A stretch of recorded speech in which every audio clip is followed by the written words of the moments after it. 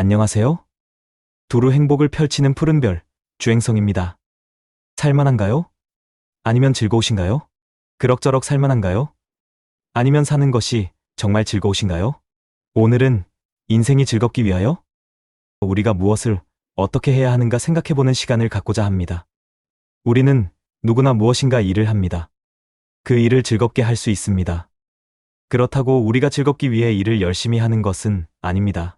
우리가 직장과 가정에서 일을 하는 것은 즐겁기 위함이 아니랍니다.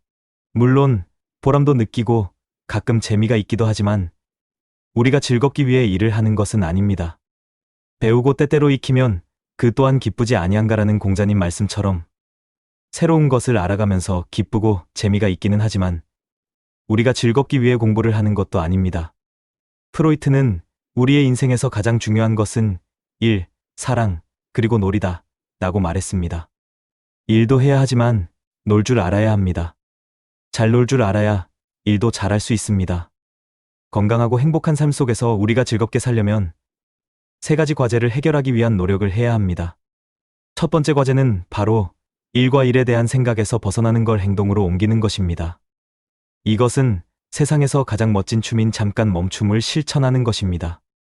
항상 해왔거나 늘 하던 일상과 일을 멈추고 지금까지 하고 싶었거나 하고 싶은 걸 해보는 자유시간과 해방감을 가지고 느껴야 합니다. 여가의 어원인 라틴어 리세레는 자유롭게 되다라는 의미를 지니고 있습니다.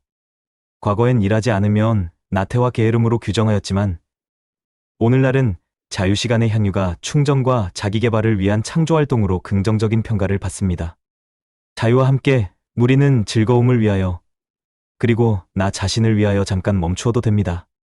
두 번째 과제는 즐거움을 느끼는 가장 좋은 방법을 찾는 것입니다. 그럼 가장 좋은 방법은 어떻게 찾을 수 있을까요? 그것은 바로 자신에게 맞는 방법을 찾는 것입니다. 누군가가 즐거움을 느끼는 것은 매우 주관적인 경험이기 때문에 사람마다 즐거움의 원천에 차이가 있습니다. 그래서 다른 사람들이 즐거워하는 방법이 아니라 나 자신에게 맞는 즐거움의 방법을 찾아야 합니다.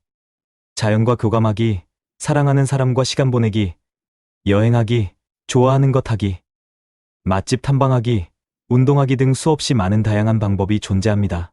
자신에게 가장 잘 맞는 방법을 찾으면 됩니다. 이때 고려해야 할 것이 세 가지 있습니다. 첫째, 마음에 와닿아야 합니다. 마음에 썩 내키지도 않는 걸 다른 사람들이 좋다니까, 다른 사람들이 많이 하는 것이니까 하는 식으로 하지 마세요. 하고 싶은 것이 진정 무엇인가를 충분히 생각하고 마음이 끌리는 걸 하셔야 합니다. 둘째, 자발적으로 해야 합니다. 주위 사람의 권유나 억지로 하지 마세요. 기꺼이 하고 싶은 것을 하세요. 적어도 자유시간이라면 자유를 누리셔야 합니다. 끝으로 자신의 장점을 살릴 수 있는 걸 하세요. 잘할 수 있는 걸 더 잘하는 것은 훨씬 더 많은 즐거움을 줄 뿐만 아니라 자신의 잠재력을 확인하고 성공적인 삶을 만들 기회가 될 수 있습니다. 즐거운 삶을 위하여 음악과 춤에 가까이 하는 삶을 추천합니다. 음악과 춤은 우리를 즐겁게 만들어줍니다. 음악은 귀로 들려오지만 우리의 뇌와 다리에 동시에 작용합니다. 음악에 따라 몸을 움직이는 것은 자연스러운 일입니다. 춤을 추는 아이들은 그렇지 않은 아이들보다 공간적 사고력이 뛰어나고 사회적 능력에서 더 좋은 성과를 보입니다. 춤은 심근경색이나 뇌졸중 환자의 재활치료에도 건강한 방법이고 수명 연장에서 도움이 될 뿐만 아니라 삶의 활력을 불어넣어줍니다. 춤을 추려면 자신의 몸뿐만 아니라 다른 사람의 몸과도 함께 움직이며 각종 스텝과 동작을 익혀야 하는데 사람들과 나누는 이런 교감과 교류는 기분을 밝게 해줍니다. 즐거운 음악을 함께 들으며 신나게 춤을 추는 것은 우리를 행복하게 만들어줍니다. 세 번째 과제는 자신의 즐거움을 설계하는 것입니다. 즐거움을 극대화하기 위하여 자신의 여가 시간과 여가 활동을 통하여 얻게 될 구체적인 긍정 경험을 설계해야 합니다. 우리가 누릴 수 있는 여유로운 삶을 완성하기 위해서는 활동하기와 휴식하기 그리고 향유하기가 필요합니다. 이 세 가지를 함께 고려하면서 총체적으로 실천하기 위한 설계도를 만들어야 합니다. 첫째, 활동하기는 운동과 여행 그리고 등산을 포함하여 설계하세요. 운동은 신체를 강화하면서 우리에게 회복할 수 있는 시간을 주는 활동하기고 여행은 마음을 강화하면서 우리에게 성장할 수 있게 도움을 주는 활동하기입니다.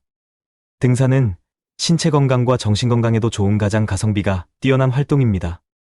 둘째, 휴식하기는 수면과 독서 및 명상을 포함하여 구성하는 것이 좋습니다. 잠을 너무 많이 자거나 적게 자는 것은 바람직하지 않습니다. 충분한 피로를 해소하기 위해서는 밤 11시 이전에 취침하여 6시간에서 8시간 정도 잠을 자는 것이 좋습니다. 독서는 올바른 삶으로 인도해주는 정신활동이고 정서적 체험이며 교양을 함양할 수 있는 좋은 휴식 방법 중에 하나입니다. 성공한 사람들은 휴가를 떠날 때 늘 책을 가져간다는 사실을 기억하세요. 명상은 마음을 청결하게 하고 삶에 대한 통찰에 이르게 하는 수행 방법 중에 하나로 매일 3분씩만 규칙적으로 명상을 하면 정신질환과 신체질환을 낮추는 데 효과가 있습니다. 끝으로 향유하기를 실천해야 합니다. 행복은 생활 속에서 즐거운 경험들을 통해 체험되는 것입니다. 행복한 삶을 살기 위해서는 실패나 역경을 잘 극복하는 것도 중요하지만 성공과 성취를 잘 즐길 수 있어야 합니다. 우리가 건강하고 행복한 삶을 살기 위해서는 생활 속에서 만나게 되는 긍정 경험을 음미하며 즐기는 것이 중요합니다. 똑같은 성과와 기쁨도 어떻게 향유하는가에 따라서 그 양과 질은 엄청나게 달라집니다. 고마움에 대한 감사하기, 경외감에 대한 감탄하기, 자긍심을 높여주는 자축하기 그리고 즐거움을 높여주는 심취하기를 실천해야 합니다. 건강하고 행복한 삶을 실천하는 데 도움이 될 즐거운 삶을 위한 3가지 과제에 대하여 살펴보았습니다. 오늘도 행운과 행복이 가득한 하루가 즐거운 긍정 경험으로 더욱 빛나길 소망합니다.